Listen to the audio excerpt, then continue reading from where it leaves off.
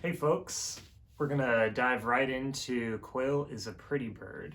The first time I play it through, I'm gonna follow the transcription in my field guide almost to a T. There might be a few bowings here and there that are down instead of up bow or two notes slurred together.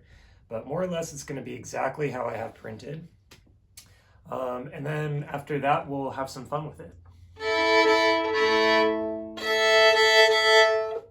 Here we go.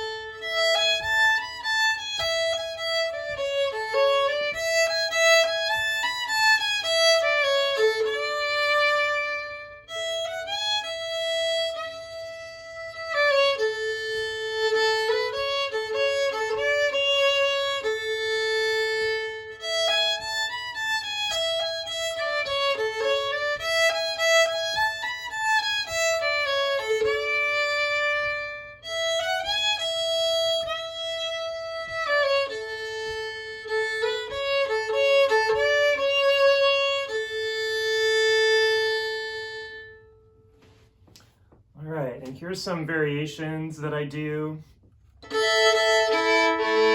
Maybe we'll get a little extra funky with it.